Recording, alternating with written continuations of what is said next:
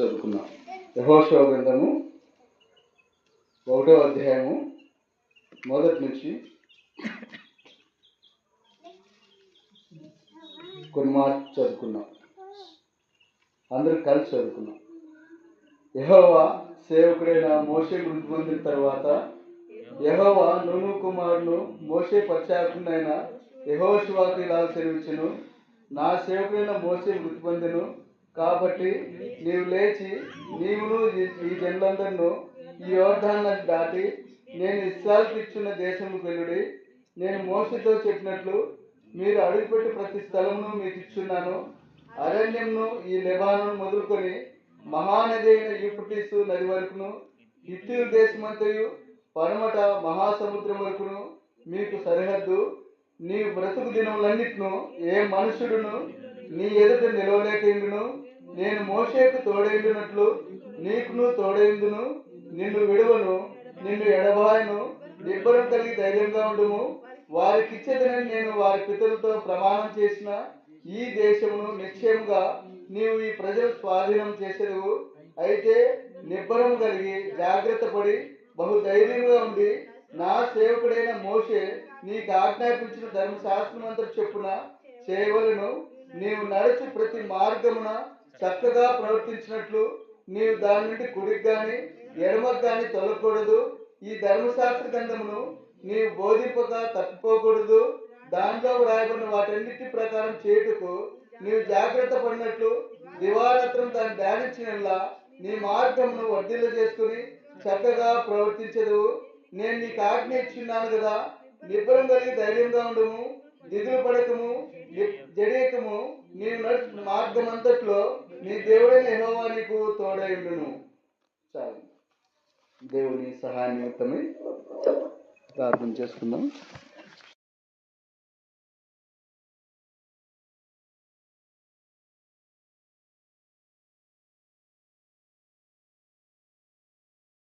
రాజా, ప్రభులకు ప్రభు, దేవతలందరికీ పైన మహత్యం గల మహారాజా, అన్ని నామముల కన్నా పైనామముల దేవా యేసుక్రీస్తు ప్రభు వారి శ్రేష్టమైన దివ్యమైన నామంలో మీకు వందనములు, స్తుతులు, స్తోత్రములు చెల్లించుకుంటున్నాను తండ్రి. నమ్మకం దేవ ఉదయకాలం చిత్తవరకు నీ కృపలో భద్రపరిచి కాపాడి సజీవులు ఎక్కడించినందుకే స్తుతిస్తూ ఉంటున్నాను తండ్రి. నమ్మకం దేవా ఈ రాత్రి కాలశంలో తండ్రి తొర్రేలు గ్రామంలో దేవా బైబిల్ స్టడీ నిమిత్తమై చదువుని లేఖన భాగాన్ని మీరే జ్ఞాపకం చేసుకుని తండ్రి విరిచి పంచిపెట్టుము. దేవా ఇక్కడ చేరిన వారు అందరిలో అత్యల్పుడును, ఎన్నిక లేని వాడును దేవ ఏ మంచి లేని వాడిని ఎదుట ఒప్పుకుంటున్నాను తండ్రి. వట్టివాడిని, మట్టివాడిని, దుమ్ముకు ధూళికి సమానమైన వాడిని దయతో జ్ఞాపకం చేసుకుని తండ్రి మీ వాక్యాన్ని మీరే విడిచి పంచిపెడుతున్నామని ప్రార్థన. మేము దేవ క్షేమం పొందినట్లుగా మీరే మాతో మాట్లాడుతున్నామని ప్రార్థిస్తూ ఉంటున్నాను. వచ్చిన నీ ప్రజలను బట్టి స్తుతిస్తున్నాను తండ్రి. నీ ఏర్పాట్లు ఉన్న వారిని మీరే త్వరపట్టి తీసుకున్నామని ప్రార్థిస్తూ ఉంటున్నాను. మైక్ శబ్దం ద్వారా వింటున్న వారిని మీరే జ్ఞాపకం చేసుకుని తండ్రి మీరే దర్శించిన వారిని కూడా మీరే రక్షిస్తున్నామని ప్రార్థిస్తూ ఉంటున్నాను. ఈ లోకం నుండి, చీకటి నుండి, పాపం నుండి, మరణం నుండి మీరే వారిని విమోచిస్తున్నామని ప్రార్థిస్తూ మీ సహాయాన్ని కోరుకుంటూ యేసు ప్రభు నామంలో స్తుతించి ప్రార్థించడి వేడుచున్నాం పరమ తండ్రి. ఆమేన్.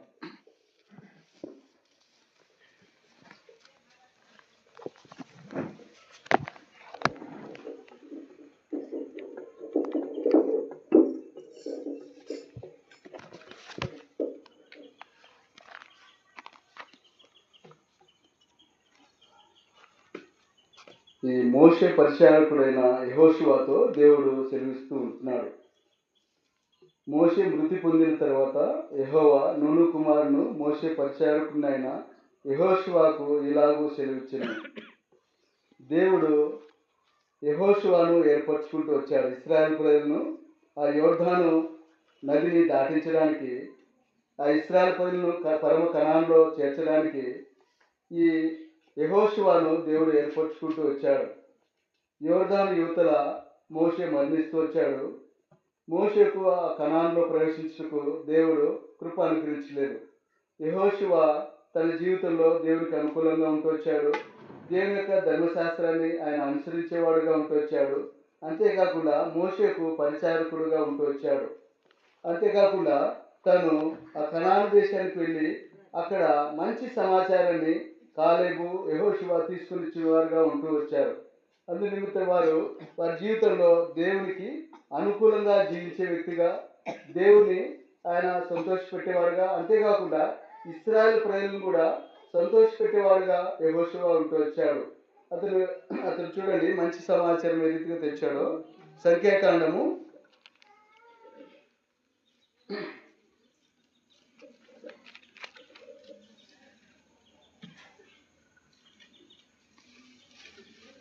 14వ అధ్యాయము. సంఖ్యాకాండము 14వ అధ్యాయము.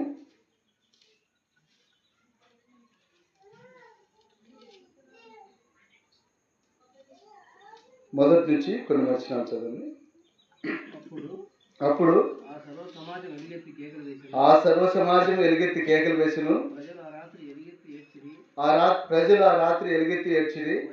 మరియు ఇశ్రాయేలులందరూ మోషే అహరోను పైన సనుకొని ఆ సర్వ సమాజము, అయ్యో ఐగుప్తులో మేమేలా చావలేదు, ఈ అరణ్యందు మేమేలా చావలేదు, మేము కత్తివాత పడినట్లు యెహోవా మమ్మల్ని ఈ దేశంలోనికి ఏలా తీసుకుని వచ్చెను. మా భార్యలు మా పిల్లలు కొల్లపోదురు, తిరిగి ఐగుప్తుకు వెళ్ళుటకు మాకు మేలు కాదా అని వారితో అనేది.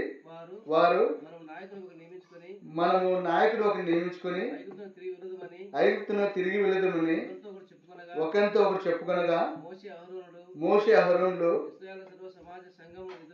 ఇశ్రాయేల్ సర్వ సమాజం సంఘం ఎదుట సాగిలపడి అప్పుడు దేశమును సంచరించి చూచిన వారిలో నుండిన నూను కుమారుడు యెహోషువయు యెఫున్నె కుమారుడు కాలేబును బట్టలు చింపుకొని ఇశ్రాయేల్ సర్వ సమాజంతో మేము సంచరించి చూచిన దేశము మిక్కిలి మంచి దేశము, యెహోవా మనయందు ఆనందించినట్లా ఆ దేశంలో మనల్ని చేర్చి దానిని మనకిచ్చును. అది పాలు తేనెలు ప్రవహించే దేశము. మెట్టుకు మీరు యెహోవా మీద తిరుగుబడకుడి, ఆ దేశ ప్రజలకు భయపడకుడి, వారు మనకు ఆహారముదురు. చాలు.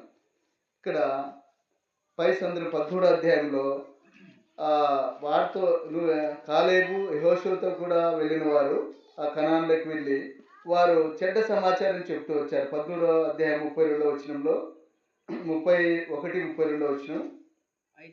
అయితే అతనితో కూడా పోయిన ఆ మనుషులు ఆ జనులు మనకంటే బలవంతులు, మనం వారి మీదకి పోజాలమండ్రి.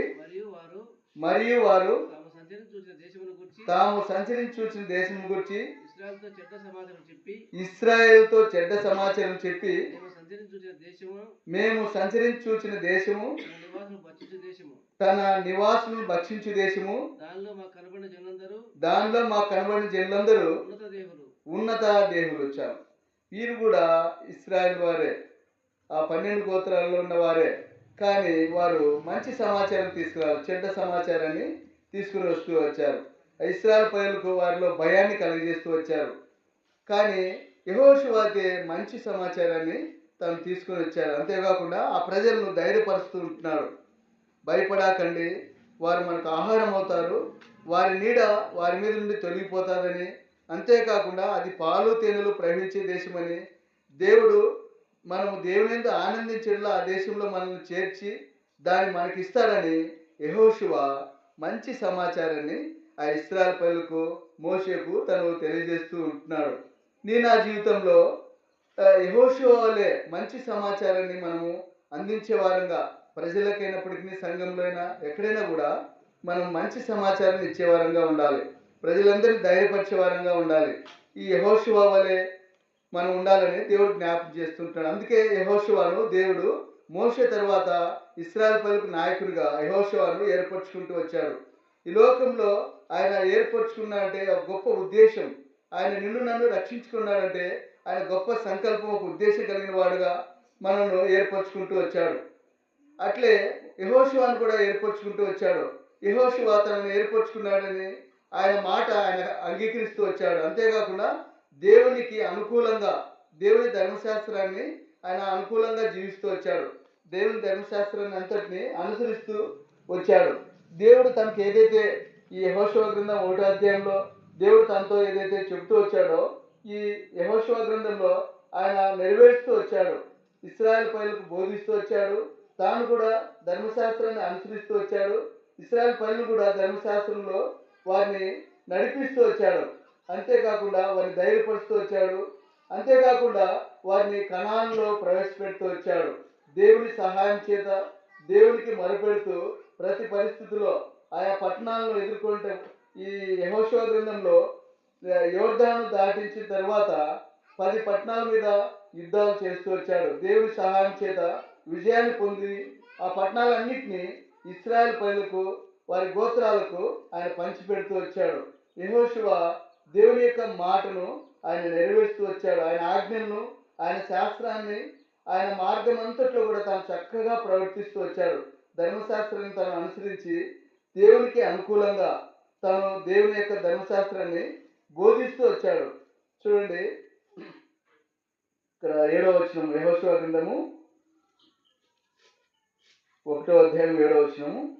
అయితే నీవు నిబ్బరం కలిగి జాగ్రత్త పడి బహుధైర్యంగా ఉండి నా సేవకుడైన మోషే నీకు ఆజ్ఞాపించిన ధర్మశాస్త్రం అంతటి చొప్పున చేయవలను. నీవు నడుచు ప్రతి మార్గమున చక్కగా ప్రవర్తించినట్లు నీవు దాని నుండి కుడికి గాని ఎడమకు గాని తొలగకూడదు. దేవుడు సెలవిచ్చే మాట.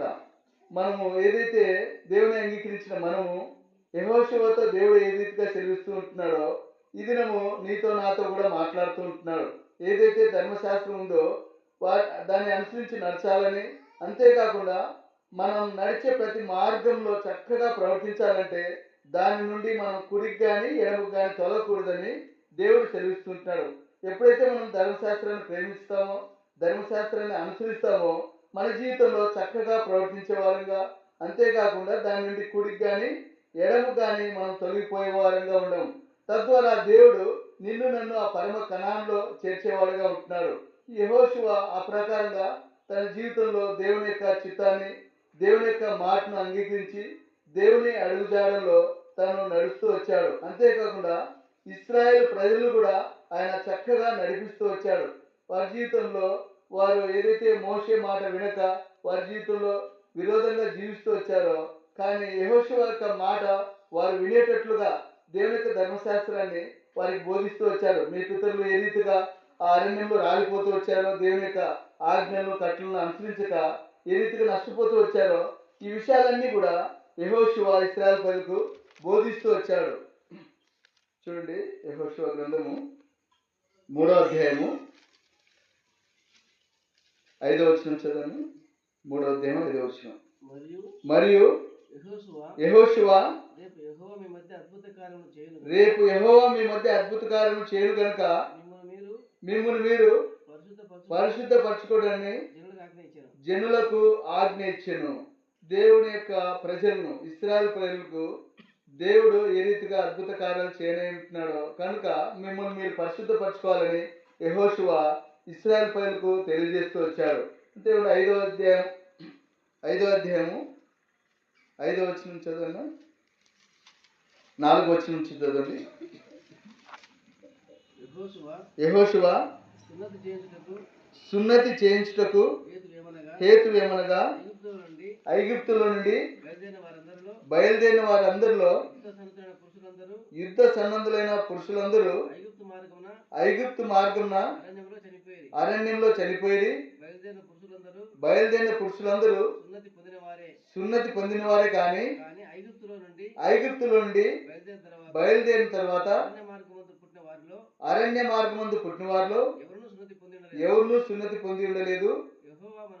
యెహోవా మనకు ఏ దేశము ఇచ్చేదనని వారి పితరులతో ప్రమాణం చేసిన పాలు తేనెలు ప్రవహించు ఆ దేశమును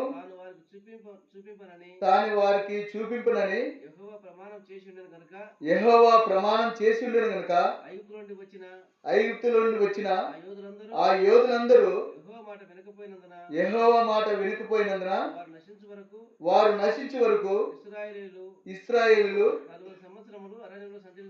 40 సంవత్సరములు అరణ్యంలో సంచరించు వచ్చింది. తను యెహోషువ ఇశ్రాయేలు ప్రజలకు వారి పితరులు ఏ రీతిగా దేవుని యొక్క మాట వినకపోయినందున వారు నశించిపో వరకు 40 సంవత్సరంలో అరణ్యంలో ఏ రీతిగా సంచరిస్తూ వచ్చారో వారికి తెలియజేస్తూ వచ్చాడు. వారు కూడా సున్నతి పొందిన వారిని తను తెలియజేస్తూ వచ్చాడు. దేవుని యొక్క ప్రజలే అయినప్పటికీ దేవుని యొక్క ధర్మశాస్త్రాన్ని విడిచి వారు విగ్రహారాధకులై దేవుని యొక్క మాట వినక వారి జీవితంలో వారు నష్టపోతూ వచ్చారు. వారు అరణ్యంలో రాలిపోతూ వచ్చారు. ఇక్కడ చూడండి, కొరింథీయులకు రాసిన మొదటి పత్రిక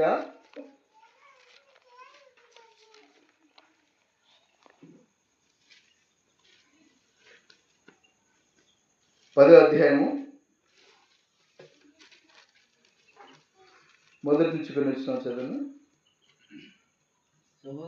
సహోదరులారా, ఈ సంగతి మీకు తెలియకుండా నాకు ఇష్టం లేదు.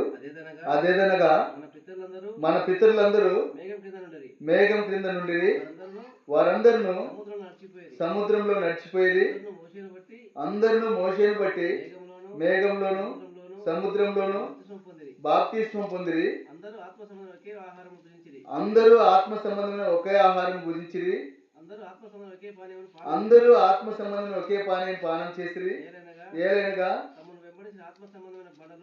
తమ్మును వెంబడించిన ఆత్మ సంబంధమైన బండిలోని తాగిరి. ఆ బండ క్రీస్తే.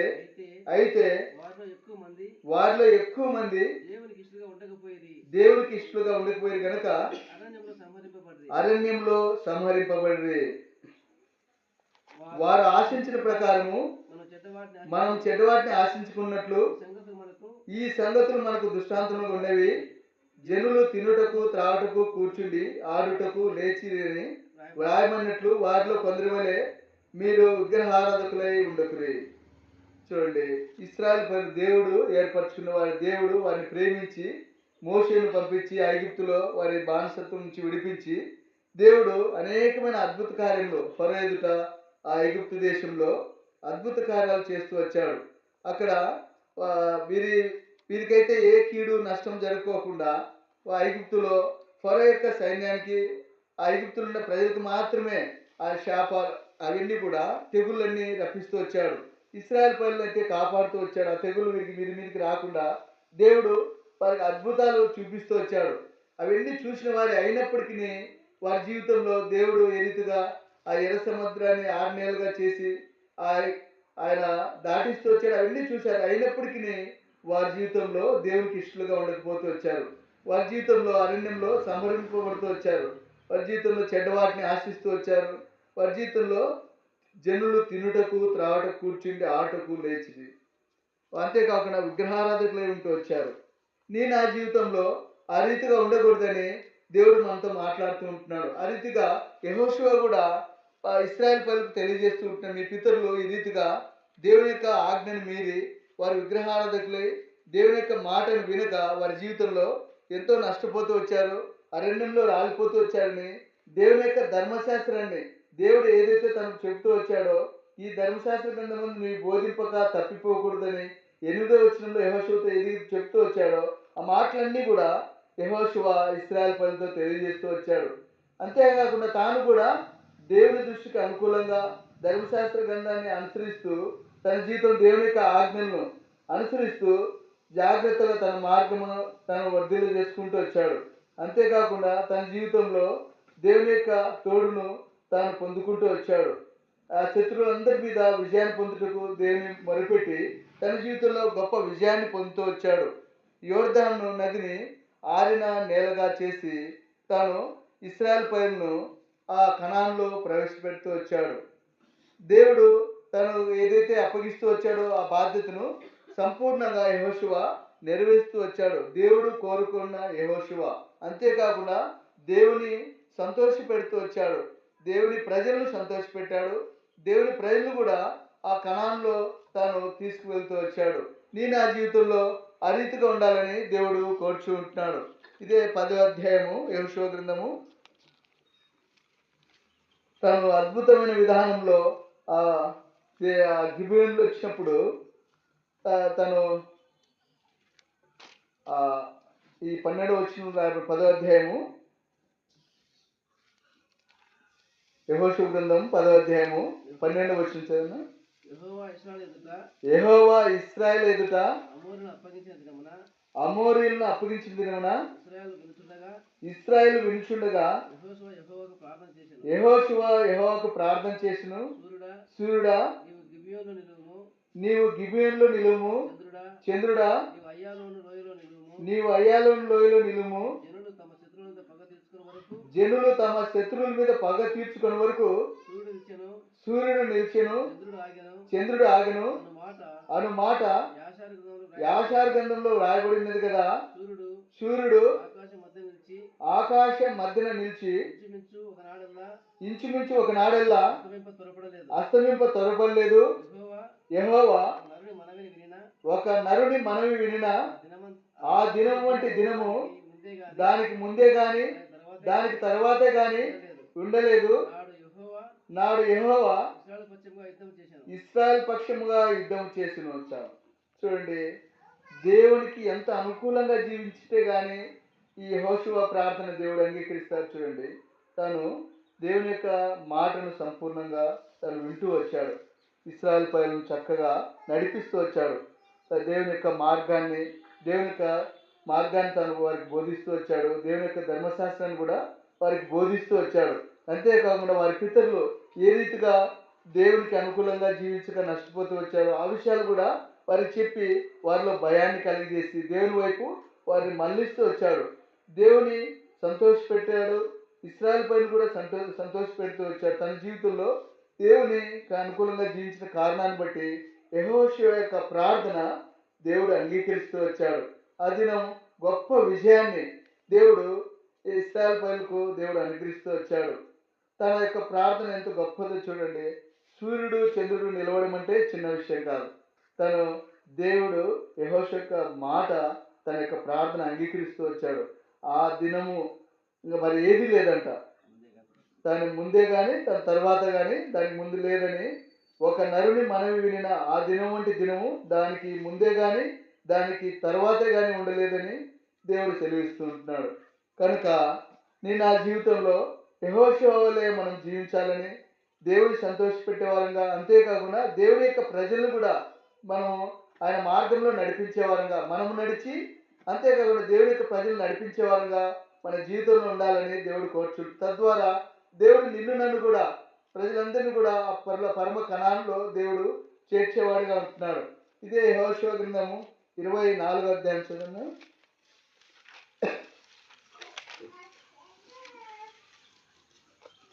యెహోషువ గ్రంథం 24వ అధ్యాయము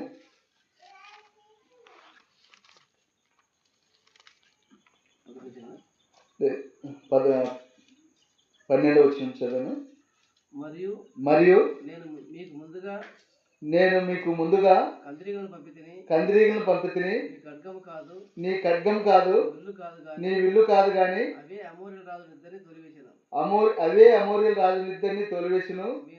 మీరు సేద్యం చేయని దేశమును మీరు కట్టని పట్టణములను మీకు ఇచ్చి ఉన్నాను. మీరు వాటిలో నివసించున్నారు. మీరు నాటని ద్రాక్ష తోటల పండ్లను ఒలీవల తోటల పండ్లను తినుచున్నారు. కాబట్టి మీరు యెహోవాయందు భయభక్తులు గలవారై ఆయనను నిష్కపటముగాను సత్యముగాను సేవించు మీ పితరులు నది అద్దరిని ఐగుప్తులోను సేవించిన దేవతలను తొలగద్రోసి యెహోవానే సేవించుడి. యెహోవాను సేవించుట మీ దృష్టి కీడని తోచిన ఎడల మీరు ఎవరిని సేవించదురో నది అద్దరిని మీ పితరులు సేవించిన దేవతలను సేవించదురో అమోరీయుల దేశమును మీరు నివసించున్నారే వారి దేవతలను సేవించదురో నేడు మీరు కోరుకోండి. మీరు ఎవరిని సేవింప కోరుకును నేనును నా ఇంటి వారును యెహోవాను సేవించదము అనెను. చూడండి, ఆయన మొదటి అధ్యాయం నుండి 24వ అధ్యాయం వరకు వారిని ఎంతగా చక్కగా నడిపించి ఆ 10 పట్టణాలను వాటి మీద విజయాన్ని పొంది ఆ పట్టణాలన్నింటినీ ఆ 12 గోత్రములు వారికి పంచిపెట్టి, అంతేకాకుండా వారిని ఇంకా చక్కగా నడిపిస్తూనే ఉంటున్నాడు. దేవుని యొక్క కార్యాలు వారికి వివరిస్తూ వచ్చాడు. దేవుడు ఏ రీతిగా మీకు సహాయం చేస్తూ వచ్చాడో, విజయాన్ని కలిగజేస్తూ వచ్చాడో, నీ విల్లు కాదు కానీ అవి అమోరియల్ రాజులిద్దరిని తోలివేసిన దేవుడే. దేవుడే మనకు ముందుగా వచ్చాడని తను ఇశ్రాయేలు ప్రజలకు తెలియజేస్తూ వచ్చాడు. అంతేకాకుండా మీరు సేద్యం చేయని దేశమును, మీరు కట్టని పట్టణం మీకు ఇచ్చున్నాడని దేవుడు చేసిన కార్యాలను ఇశ్రాయేలు ప్రజలకు తెలియజేస్తూ వచ్చాడు. అంతేకాకుండా ద్రాక్ష పండ్లను, మీరు నాటని ద్రాక్ష తోటను పండ్లను, ఒలివ తోట పండ్లను తినుచున్నారని దేవుడు యెహోషువ ఇశ్రాయేలు ప్రజలతో తెలియజేస్తూ వచ్చాడు. మీరు ఎవరినైనా సేవించండి, నేను నా ఇంటి వారును యెహోవాను సేవించదమని తను ఖండితంగా సెలవిస్తుంది. ఇట్లు నువ్వు నేను కూడా చెప్పాలని దేవుడు ఆశిస్తున్నాడు. నా జీవితంలో సాక్ష్యం, ఇది గొప్ప సాక్ష్యం అన్నమాట. ప్రతి స్థలంలో మనం యెహోవానే, యేసు ప్రభువాన్నే మనం సేవించే వారంగా ఉండాలని, మనం ఈ మాట పలికే వారంగా ఉండాలని దేవుడు కోరుతూ ఉంటున్నాడు. తద్వారా నిన్ను నన్ను చూసినప్పుడు ఆయన ఎంతగానో సంతోషిస్తాడు. నా విషయంలో మన యొక్క ప్రార్థన ఆలకిస్తాడు. అంతేకాకుండా నిన్ను నన్ను ఈ లోకం విడిచిన తర్వాత ఆ పరమ కణాల్లో ఆయన చేర్చేవాడుగా ఉంటున్నాడు. దేవుని యొక్క మాటను ఆయన తూచా తప్పకుండా విని ఆ ప్రకారంగా ఆయన అనుసరించడమే కాకుండా ఇశ్రాయేలు ప్రజలకు కూడా వారికి బోధించాడు, వారిని చక్కగా నడిపిస్తూ వచ్చాడు. మీ పితరులు ఏ రీతిగా నష్టపోతూ వచ్చారో తెలియజేస్తూ వచ్చాడు. దేవుని యొక్క భయాన్ని వారికి కలిగించి వారికి సున్నతి కూడా కలిగజేస్తూ దేవుడు తను చక్కగా నడిపించే విధానం అంతటిని ఇశ్రాయేలు ప్రజలకు తెలియజేస్తూ వచ్చాడు. అంతేకాకుండా దేవుడు ప్రతి పరిస్థితిలో ఆయా శత్రువుల మీద విజయాన్ని కలిగజేస్తూ వచ్చిన విషయాన్ని కూడా యెహోషువ ఇశ్రాయేలు ప్రజలకు తెలియజేసి వారిని పరమ కణాల్లో చేర్చి ఆ పట్టణాల యొక్క యావదాస్తిని కూడా ఆ 12 గోత్రాలకు ఆయన పంచిపెడుతూ వచ్చాడు. నా విషయంలో యెహోషువ వలె ఉండాలని, యెహోషువ ఏ రీతిగా యెహోవానే సేవిస్తానని తను ఏ రీతిగా చెప్తూ వచ్చాడో నేను కూడా ఇటు మాట పలికే వారంగా ఉండాలని దేవుడు కోరుచూ ఉంటున్నాడు. యెహోషువ ఆ రీతిగా జీవించి తన జీవితంలో ఎంతో గొప్ప దేవునికి అనుకూలంగా జీవించి తన జీవితంలో దేవుడు సంతోష పెడుతూ వచ్చాడు. దేవుని సంతోష పెట్టిన వారిలో చూడండి, కుడికి ఎడమకి తిరగని వారిని ఒకరిని చూసుకుందాము. ఈయన కుడికి కానీ ఎడమకు కానీ తాను తిరగలేదు. ఇశ్రాయేలు ప్రజలు కూడా కుడికి ఎడమ తిరగనీయకుండా చక్కని మార్గంలో కుడికి ఎడమకనగా అన్ని దేవతల వైపు తిరగకోకుండా దేవుని వైపు మాత్రమే వారు ముందుకు సాగుతూ ధర్మశాస్త్రాన్ని అనుసరిస్తూ వారు ముందుకు సాగినట్టుగా ఇక్కడ మనం చూస్తూ ఉంటున్నాం. ఇక్కడ రూతు గ్రంథం చూడండి, తను కూడా తన జీవితంలో చక్కగా తను కుడికి కానీ ఎడమకు కానీ తొలక్కోకుండా దేవుని యొక్క అడుగు జాడల్లో తను నడుస్తూ వచ్చింది. దేవుని యొక్క మాట వింటూ వచ్చింది. బోయాజు మాట వింటూ వచ్చింది. చూడండి, రూతు గ్రంథం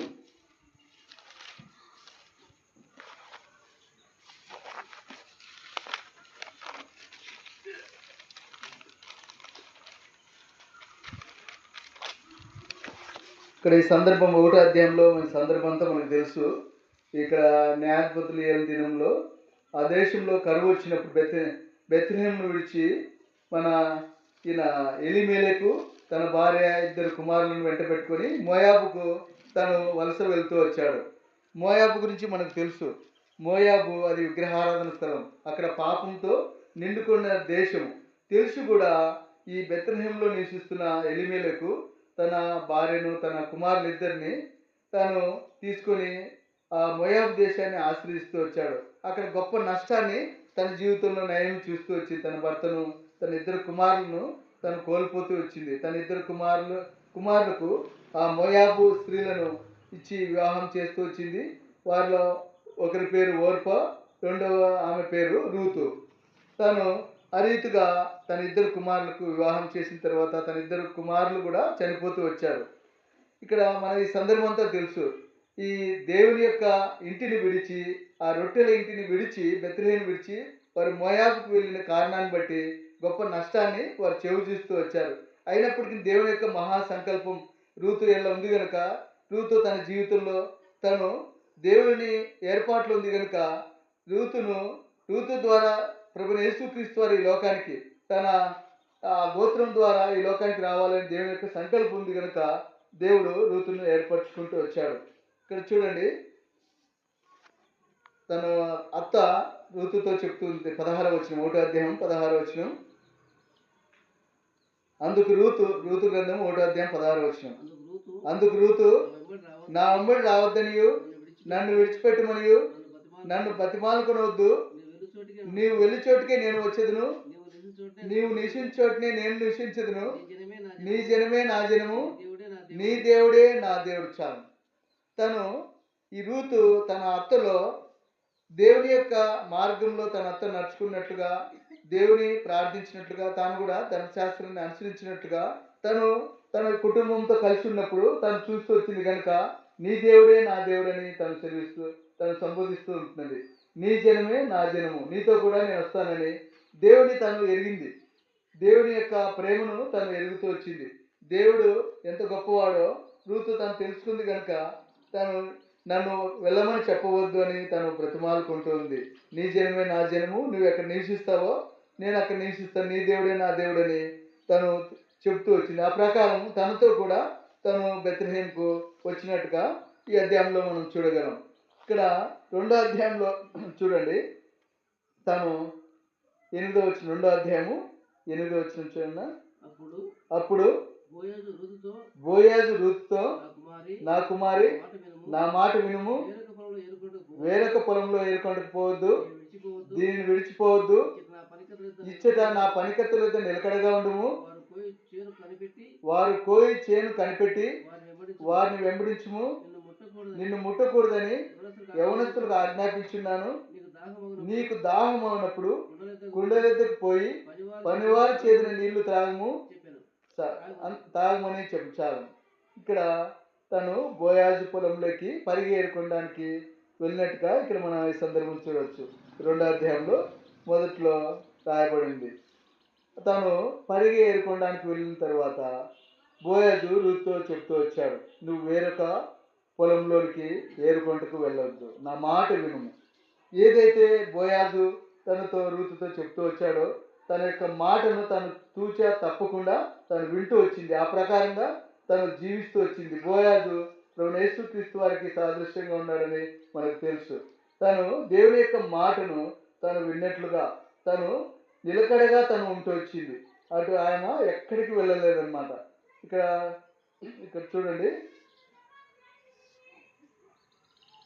10వ వచనము. అందుకు ఆమె సాగిలు పడి తన ఉంచుకొని, ఏమి తెలిసి పరదేశిన నా యందు లక్ష్యం ఉంచినట్లు నీ కటాక్షం కలిగినో అని చెప్పగా, బోయేజు నీ పెనిమిటి మరణమైన తరువాత నీవు నీ అత్తకు చేసినదంతయు నాకు తెలియబడును, నీవు నీ తల్లిదండ్రులను నీ జన్మభూమిని విడిచి ఇంతకు ముందు నువ్వు ఎరగని జన్మనంతకు వచ్చితివి, యెహోవా నీవు చేసిన దానికి ప్రతిఫలం ఇచ్చును, ఇశ్రాయేలు దేవుడైన యెహోవా రెక్కల కింద సురక్షితంగా ఉండినట్లు నీవు వచ్చితివి, ఆయన నీకు సంపూర్ణమైన బహుమానం ఇచ్చినని ఆమెకు ఉత్తరం ఇచ్చాను.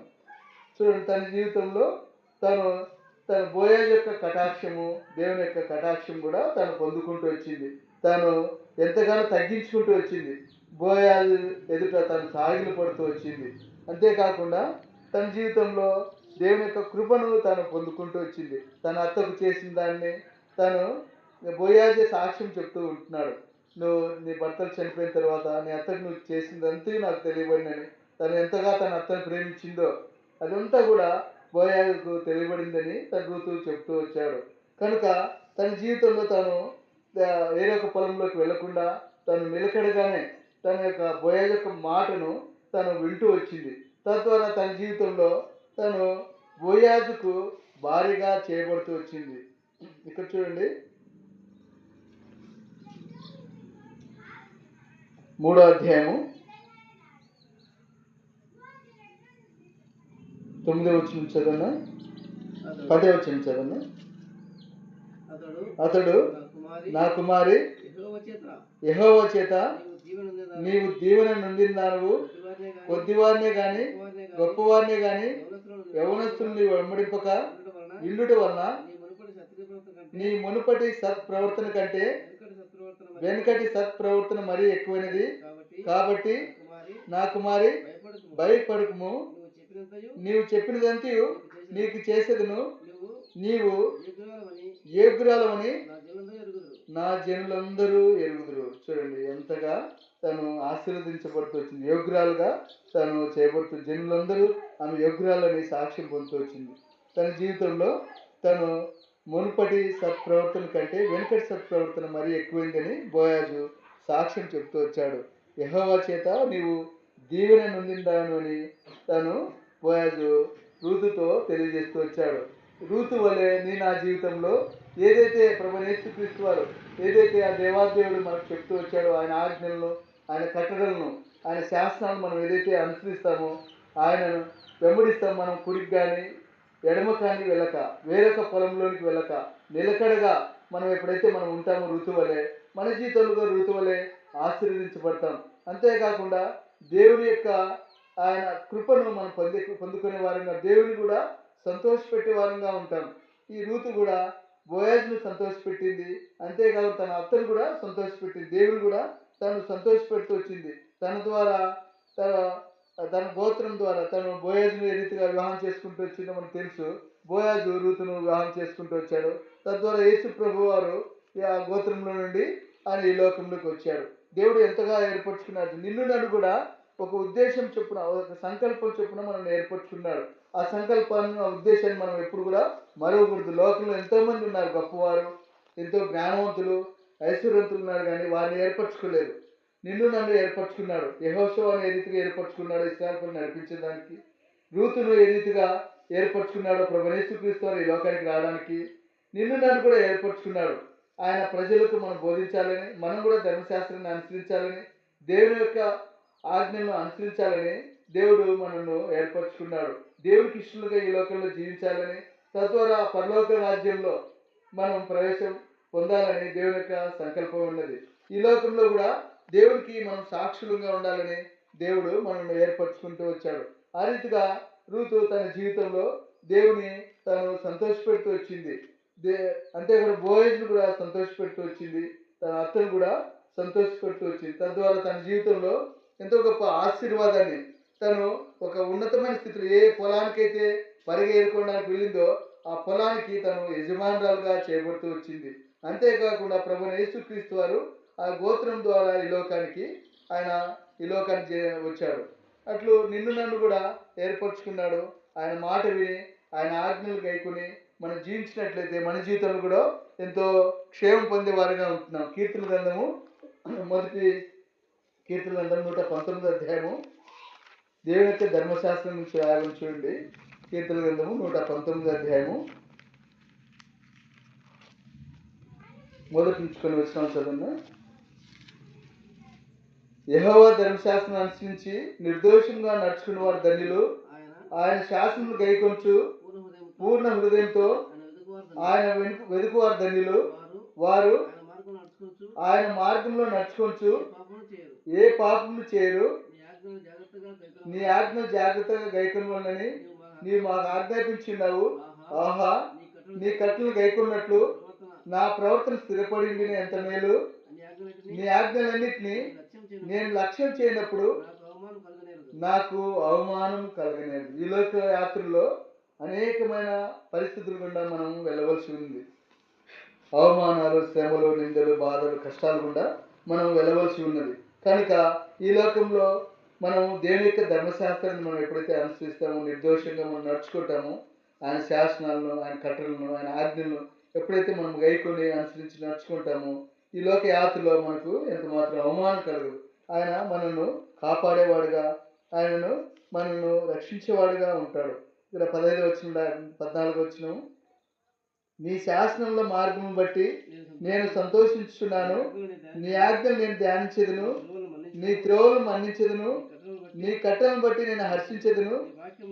నీ వాక్యమును నేను మరొక. దావీదు మహారాజు తన జీవితంలో ధర్మశాస్త్ర గ్రంథానికి, దేవుని యొక్క వాక్యానికి ఎంతో ప్రాధాన్యత ఇస్తూ వచ్చాడు. దేవుని యొక్క వాక్యం తన జీవితంలో తనకు ఎంతగానో మేలు చేస్తూ వచ్చిందని ఈ 119 అధ్యాయంలో తను సెలవిస్తూ వచ్చాడు. ఇక్కడ చూడండి, 72 వచనము, 119 అధ్యాయము 50 వచనం చదవను. నీ వాక్యం నన్ను బ్రతికించి ఉన్నది. నా బాధలో ఇదే నాకు నెమ్మది కలిగించున్నది. నీ వాక్యము ఆయన యొక్క ధర్మశాస్త్రము మనల్ని బ్రతికించేదిగా ఉంటున్నది. మన యొక్క బాధల్లో నెమ్మది కలుగజేసేదిగా ఉంటున్నది. 72వ వచనం చదవండి. వేల వేల కొలది వెండి బంగారు నాణ్యముల కంటే నీవిచ్చిన ధర్మశాస్త్రం నాకు మేలు. చూడండి, దేవుడు ఇచ్చిన ధర్మశాస్త్రం నాకు మేలని దావీదు మహారాజు సెలవిస్తూ ఉంటున్నాడు. వేల కొలది వెండి బంగారు నాణ్యముల కంటే. నా జీవితంలో మనం వెండి బంగారు నాణ్యం ప్రేమిస్తాం కానీ ధర్మశాస్త్రాన్ని మనం ప్రేమించలేము. అనేక మార్లు తప్పేవారంగా ఉంటాం. ఆయన కట్టలను, ఆయన ఆజ్ఞలను మనం అనుసరించుకోకుండా మనం ఈ లోకాన్ని ప్రేమించి, ఈ లోకాన్ని మనం ఆశ్రయించి, ఈ లోకాన్ని అనుసరించి నడుచుకునే వారంగా ఉంటాం. తద్వారా మన పితరులు ఏ రీతిగా ఐగుప్తు నుండి ఆయన ప్రేమించిన వారు, ఆయన ప్రేమించి ఇశ్రాయేలు ప్రజలు ఐగుప్తు నుండి మోషే ద్వారా విడిపించిన ఆ ప్రజలే దేవుని యొక్క ప్రజలైనప్పటికీ దేవుని యొక్క ధర్మశాస్త్రం వారు అనుసరించిన కారణాన్ని బట్టి, వారి యొక్క విగ్రహాలను బట్టి వారు అరణ్యంలో రాలిపోతూ వచ్చారు. నేను ఆ రీతిగా ఉండకూడదని దేవుడు కోరుచుంటున్నాడు. దేవుని యొక్క ధర్మశాస్త్రాన్ని మనం అనుసరించాలని, ఆయన కట్టలను మనము గైకొనాలని దేవుడు జ్ఞాపకం చేస్తూ ఉంటున్నాడు. ఇదే కీర్తన 119 అధ్యాయము 165వ వచనం చదవను. నీ ధర్మశాస్త్రం ప్రేమించు వారికి ఎంతో నెమ్మది కలదు, వారు తూలి తొట్టిలుటకు కారణమేమీ లేదు. చూడండి, ఆయన ధర్మశాస్త్రాన్ని ఎవరైతే ప్రేమిస్తారో, ప్రేమించడం ఉండగా అనుసరించడం, గైకోవడం, ఆయన ఆజ్ఞలను గైకోవడం, వారికి ఎంతో నెమ్మది ఉందని, అంతేకాకుండా వారు తూలి తొట్టిలుటకు కారణమేమీ లేదని దేవుడు జ్ఞాపకం చేస్తూ ఉంటున్నాడు. నా జీవితంలో ఆయన ఆజ్ఞలు సత్యమైనవని, ఆయన శాసనాలు మనము అనుసరించాలని దేవుడు కోరుచుంటున్నాడు. తన జీవితంలో దావీదు మహారాజు అయితే ఇంకా దేవుని యొక్క ధర్మశాస్త్రం తాను అనుసరించి ఆ రీతిగా తను నడుచుకుంటూ వచ్చాడు. అంతేగాని యెహోషువ కూడా ధర్మశాస్త్రాన్ని తను చదివి అనుసరించి, తాను అంతేకాకుండా ఇశ్రాయేలు ప్రజలకు కూడా బోధించి, వారిని కూడా చక్కని మార్గంలో నడిపించి ఆ పరమ కనాన్లో వారిని చేరుస్తూ వచ్చాడు. నా జీవితంలో మనం కూడా ధర్మశాస్త్రాన్ని అనుసరించి మనం నడుచుకొని ఇతరులకు కూడా బోధించి దేవుని యొక్క మార్గంలో, ఈ లోకంలో మన యొక్క మార్గం అన్నిట్లో కూడా చక్కగా మనం ప్రవర్తించుకోవాలంటే ధర్మశాస్త్రాన్ని మనం అనుసరించినట్లయితే, ఆ వాక్యాన్ని చదివి ఆ ప్రకారం మనం జీవించినట్లయితే మన యొక్క మార్గాలు చక్కగా ప్రవర్తించే వారంగా ఉంటాం. తద్వారా దేవుడు మనల్ని చక్కగా నడిపించేవాడుగా ఉంటున్నాడు. కనుక నేను కూడా అట్లు చక్కగా మన మార్గం ప్రవర్తించుకోవాలంటే దేవుని యొక్క ధర్మశాస్త్రాన్ని మనం అనుసరించాలని దేవుడు జ్ఞాపకం చేస్తూ ఉంటున్నాడు. మన పితరుడు ధర్మశాస్త్రాన్ని అనుసరించుకోకుండా తను నష్టపోయిన ఒక వ్యక్తిని మనం చూసుకున్నాం. న్యాయాధిపతుల గ్రంథము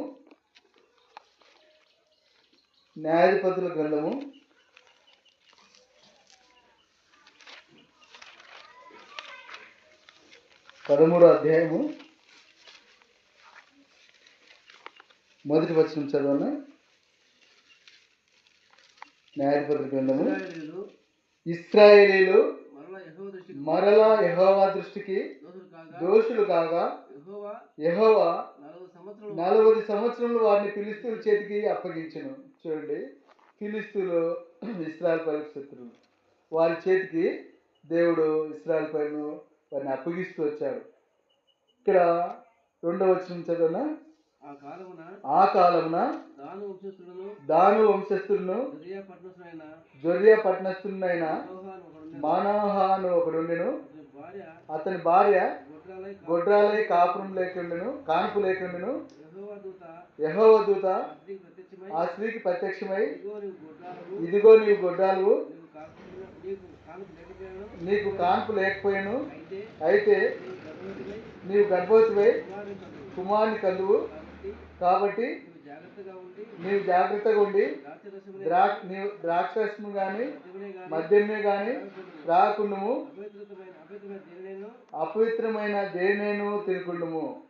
నీవు గర్భవతివై కుమారుని కందువు, అతని తల మీద మంగళకత్తి వేయకూడదు. ఆ బిడ్డ గర్భమును పుట్టినది మొదలుకొని దేవునికి నాజీరు చేయబడిన వాడే ఫిలిష్తీయుల చేతిలో నుండి ఇశ్రాయేలును రక్షింప మొదలుపెట్టినని ఆమెతో అనగా చాలు. ఈ మానోహకు దేవుడు తనకు కుమారుని అనుగ్రహిస్తూ వచ్చాడు. మానవ భార్య గొడ్రాల్లో ఎంత వచ్చింది. దేవుడు యొక్క దూత మానవుకు ప్రత్యక్షమై తను గర్భం ధరిస్తుందని, తను కుమారుని కంటాదని, అతను దేవునికి నాజీరు చేయబడిన వాడిగా ఉంటాడని, తన మానవుడు కూడా మద్యం తాగకూడదని, అపవిత్రమైన దేన్ని కూడా తినకూడదని, ద్రాక్షరసం తాగకూడదని మన యొక్క భార్యకు ఆ దూత తను చెబుతూ వచ్చింది. అంతేకాకుండా తన పుట్టిన కుమారునికి యొక్క తల మీద క్షౌరం చేపేయకూడదని, మంగళకత్తి వేయకూడదని తను తెలియజేస్తూ వచ్చింది. దేవుడికి తను నాజీరు చేయబడినవాడని తను తెలియజేస్తూ వచ్చింది. ఆ ప్రకారమే తనకు చెప్పిన మాటే తన భర్త అయిన మానవుడు కూడా దేవుని యొక్క దూత తెలియజేస్తూ వచ్చింది. ఆ ప్రకారమే తను గర్భం ధరించి ఒక కుమారుని తను కంటూ వచ్చింది. 24వ వచనంలో, తరువాత ఆ స్త్రీ కుమారుని కని అతనికి సంసోను అని పేరు పెట్టెను. ఆ బాలుడు ఎదిగినప్పుడు యెహోవా అతన్ని ఆశీర్వదించును, మరియు యెహోవా ఆత్మ జొర్యాకును ఎస్తాయలుకును మధ్యనున్న మహానేదానంలో అతను రేపుటకు మొదలుపెట్టెను. ఏదైతే దేవుని యొక్క దూత సెలవిస్తూ వచ్చిందో ఆ ప్రకారంగానే మన భార్య గర్భం ధరించి తన కుమారుని కంటూ వచ్చింది. ఆ ప్రకారంగా తనకు సంసోనును తను పేరు పెడుతూ వచ్చాడు. ఆ రీతిగా తను పెద్దవాడవుతూ వచ్చాడు. దేవునికి తను నాజీరు చేయబడినవాడు. దేవుని యొక్క ప్రజలు ఇశ్రాయేలు ప్రజలను రక్షించు కొరకై దేవుడే తనను పుట్టిస్తూ వచ్చాడు. ఈ విషయాన్ని మానవ భార్యకు తెలియజేస్తూ వచ్చాడు. మానవుకు కూడా దేవుడు తెలియజేస్తూ వచ్చాడు. అంతేకాకుండా తన తల్లిదండ్రులు సంసోనుకు కూడా తెలియజేసి ఉంటారు. ఆ మాటలు తను మర్చిన వాడుగా ఉంటూ వచ్చాడు. ఇక్కడ చూడండి, 14వ వచనం చదవండి. 14వ అధ్యాయము మొదటి వచనం. సంసోను తిమ్నాతునకు వెళ్ళి తిమ్నాతులో ఫిలిష్తీయుల కుమార్తెలు ఒకటిని చూచెను. అతడు తిరిగి వచ్చి తిమ్నాతులో ఫిలిష్తీయుల కుమార్తెలు ఒకటిని చూచుని,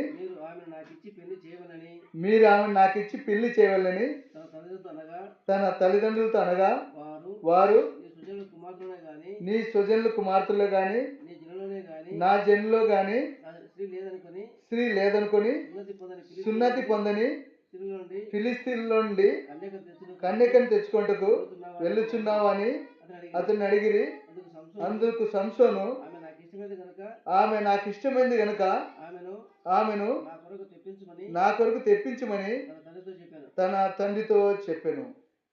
చూడండి, ఈలో ఇశ్రాయేలు ప్రజలు 13వ అధ్యాయం మొదటి వచనం చూస్తూ వచ్చాము. యెహోవా దృష్టికి ఇశ్రాయేలు ప్రజలు దోషులు కాగా యెహోవా 40 సంవత్సరాలు ఫిలిష్తీయుల చేతికి అప్పగిస్తూ వచ్చారు. ఫిలిష్తీయులు ఇశ్రాయేలు ప్రజలకు శత్రువులు. అటువంటి ఫిలిష్తీయుల యొక్క కుమార్తెలు ఒకటి నేను చూశానని తాను చెబుతూ ఉంటున్నాడు. ఇశ్రాయేలు ప్రజలను రక్షించడం కొరకే దేవుడు ఈ సంసోను మనోహ యొక్క భార్య ద్వారా ఈ లోకానికి ఆయన గర్భాన్ని అనుగ్రహిస్తూ వచ్చాడు. సంసోను ఇశ్రాయేలు ప్రజలను రక్షించడం కొరకే ఆయన ఈ లోకంలో జన్మిస్తూ వచ్చాడు. ఆ విషయాన్ని కూడా సంసోనుకు తన తల్లి చెబుతూ వచ్చింది. చూడండి, 16వ వచనం, 16వ అధ్యాయము 17వ వచనం చదవన్నా. అప్పుడు అతడు తన అభిప్రాయం అంతయు ఆమెకు తెలియజేసి, నేను నా తల్లి గర్భం నుండి పుట్టినది మొదలుకొని దేవునికి నాజీరు చేయబడిన వాడై ఉన్నాను. నా తల మీదకి మంగళకత్తి రాలేదు. నాకు క్షౌరం చేసినట్లా నా బలం నాలో నుండి తొలగిపోయి ఇతర మనుషులోనే అవుదునని ఆమెతో ఉంచాలి. దెలీలాతో తాను సెలవిస్తూ ఉంటున్నాడు ఈ మాట.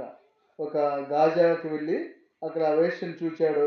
ఆ దెలీలా దగ్గర తన విషయాన్ని తెలియజేస్తున్నాడు. అంటే తన తల్లిదండ్రులు సంసోనుకు ముందుగానే చెప్పారు, నువ్వు దేవునికి నాజీరు చేయబడినవాడవని.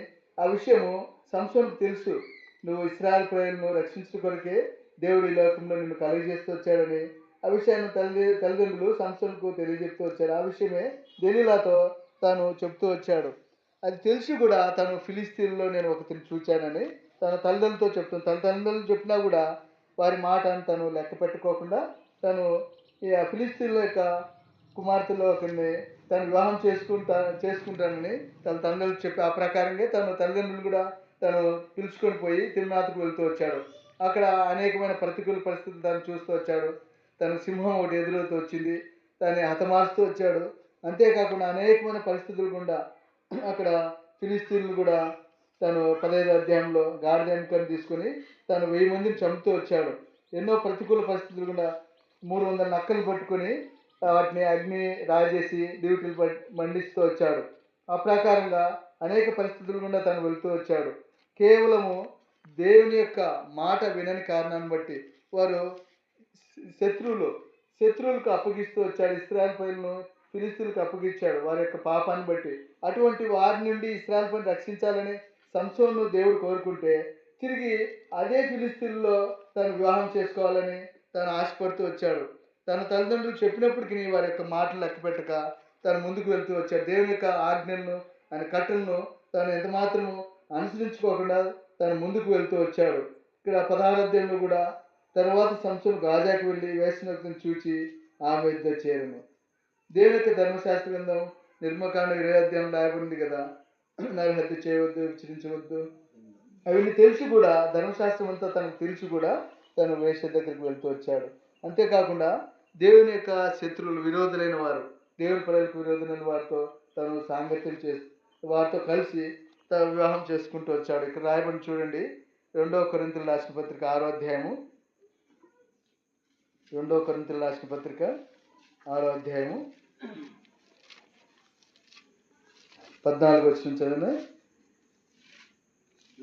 మీరు అవిశ్వాసంతో జోడుగా ఉండకుడి, నీతికి దుర్నీతితో ఏం సాంగత్యము, వెలుగునకు చీకటితో ఏం పొత్తు, క్రీస్తునకు బెలియాలతో ఏం సంబంధము, అవిశ్వాసతో విశ్వాసకి పాలెక్కడి, దేవుని ఆలయముకు విగ్రహంతో పొందికేమి, మనము జీవం గల దేవుని ఆలయమై ఉన్నాము, అందుకు దేవుడు ఇలాగూ సెలవిచ్చాలన్న దేవుడు బాగా స్పష్టంగా చెప్తూ ఉంటున్నాడు. వారు ఫిలిస్తీన్లు విగ్రహారాధికులు, వారితో సాంగత్యం చేయకూడదని తనకు తెలుసు.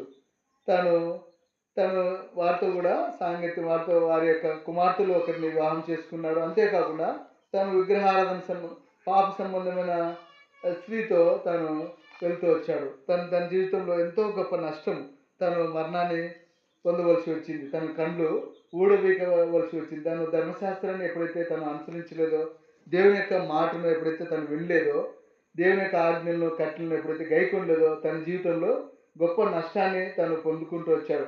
తనకు తెలిసి కూడా తను తప్పు చేస్తూ వచ్చాడు.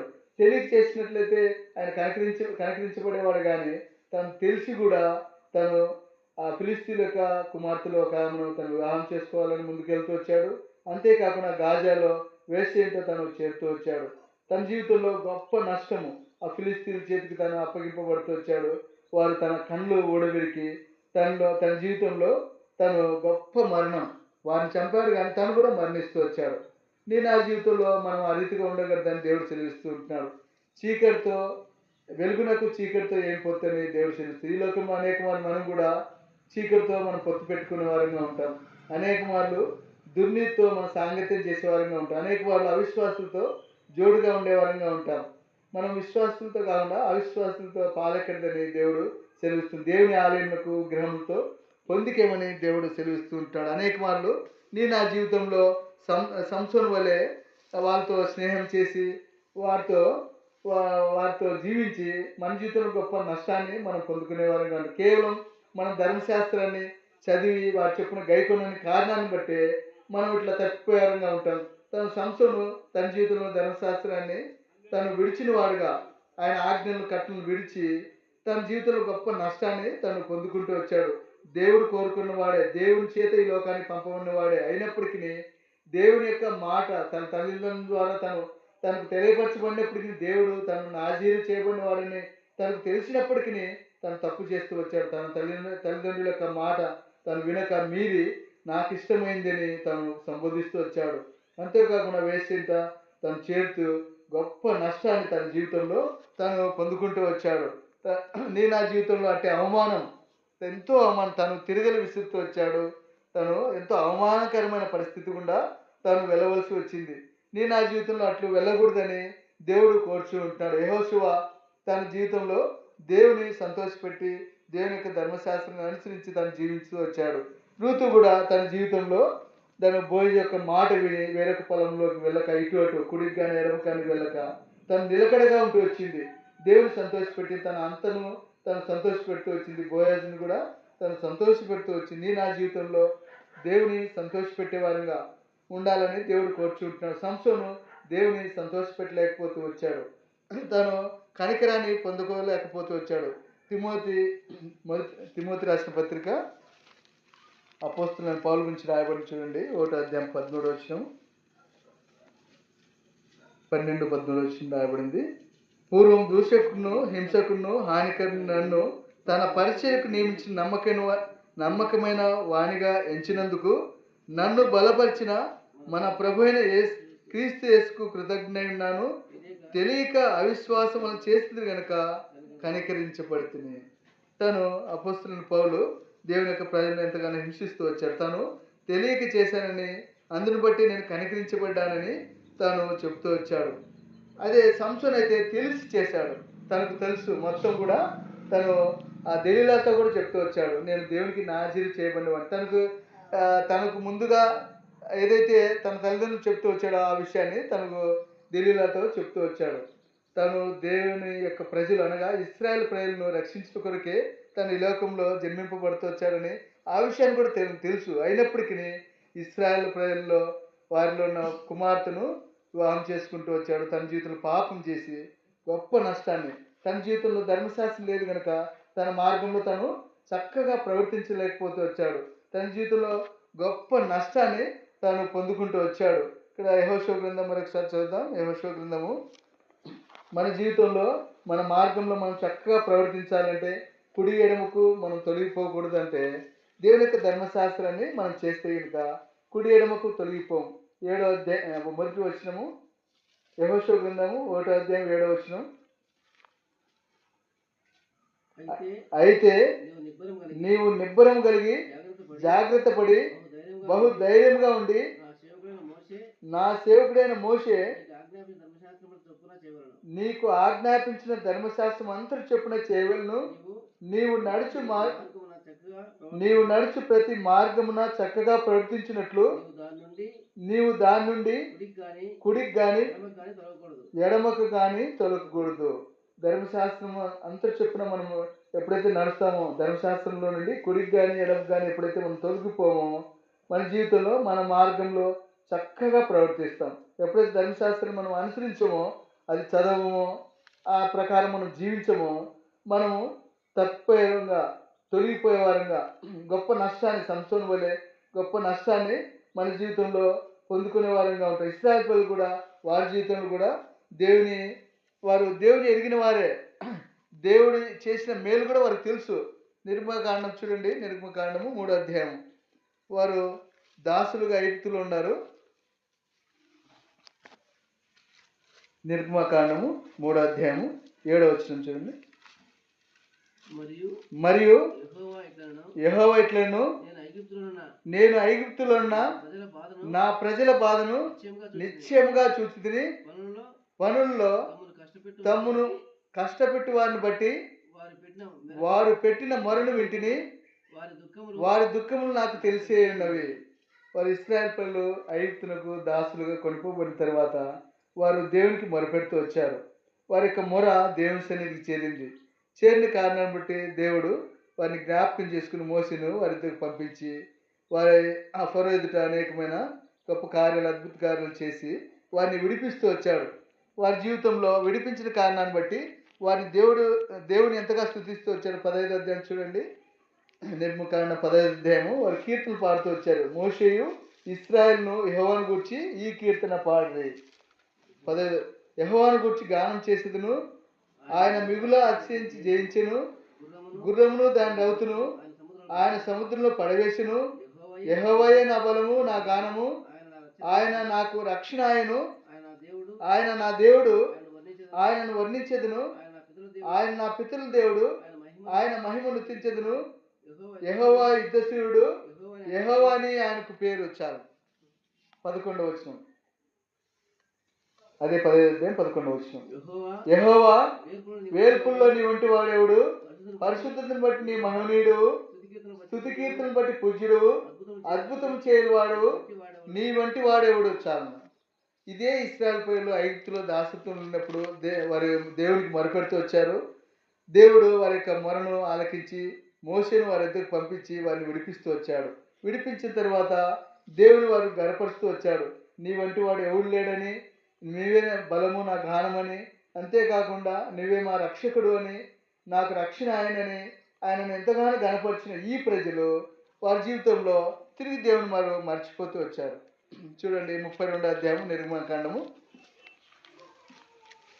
తిరిగి వారి జీవితంలో దేవుని యొక్క ధర్మశాస్త్రాన్ని వారు అనుసరించలేక దేవుని వైపు నుండి వారు తిరిగి తొలగిపోతూ వచ్చారు. చూడండి 32వ అధ్యాయము మొదటి నుంచి కొన్ని వచ్చిన చదవన్నా. మోషే కొండ దిగకుండా తడువు చేయుట ప్రజలు చూసినప్పుడు ఆ ప్రజలు అహరోనుతో కూడి వచ్చి, లెమ్ము, మా ముందర నడుచుటకు ఒక దేవతను మా కొరకు చేయము, ఐగుప్తులో నుండి మమ్మల్ని రప్పించిన ఆ మోషే అనువాడు ఏమాయనో మాకు తెలియదని అతనితో చెప్పిరి.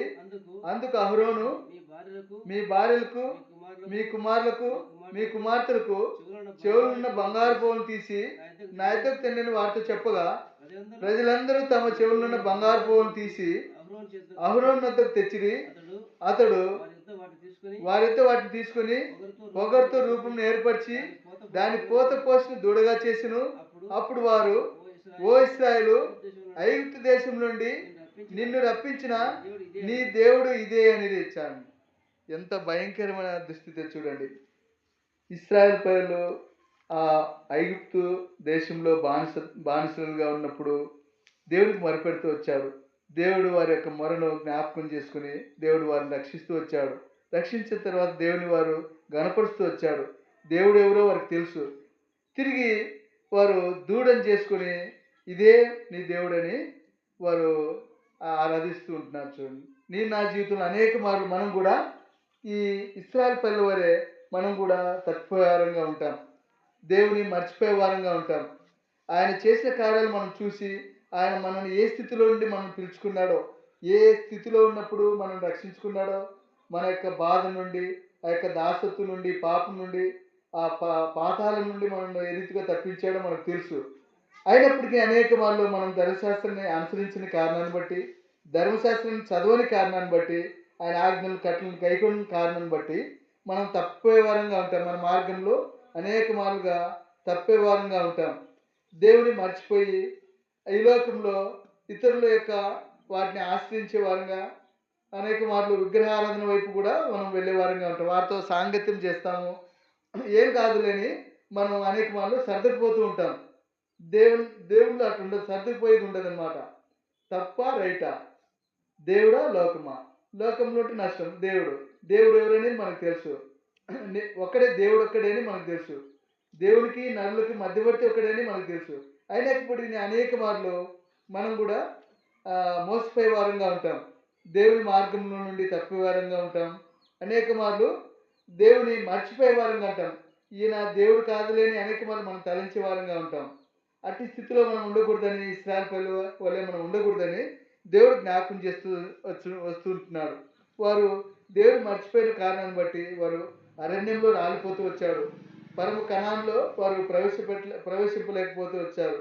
నా జీవితంలో మనం దేవుడు మర్చిపోయినట్లయితే, దేవుని యొక్క ధర్మశాస్త్రాన్ని మనం మర్చిపోయినట్లయితే మనము ఆ పరమ కణాల్లో మనకు ప్రవేశం ఉండదు. కనుక ఈ లోకంలో యెహోషువ వలె, రూతు వలె దేవుని యొక్క మార్గంలో మనం చక్కగా మన మార్గంలో చక్కగా ప్రవర్తించుకోవాలని, చక్కగా నడవాలని, ధర్మశాస్త్రాన్ని మనం అనుసరించాలని దేవుడు జ్ఞాపకం చేస్తుంది. తద్వారా దేవుడు మనం సంతోషపెట్టేవారంగా, దేవుని యొక్క ప్రజలు కూడా మనం సంతోషపెట్టేవారంగా ఉంటామని, తద్వారా నా జీవితంలో దేవుడు మనకు తోడుగా ఉండి ప్రతి పరిస్థితిలో మన అక్కర తీర్చేవాడుగా, యెహోషువకి ఏ రీతిగా తోడుకుంటూ వచ్చాడో, ఆ శత్రువుల మీద విజయాన్ని కలిగిస్తూ వచ్చాడో, అనేక ఆ పట్టణాలన్నింటినీ దేవుడు యెహోషువకు అప్పగిస్తూ వచ్చాడు.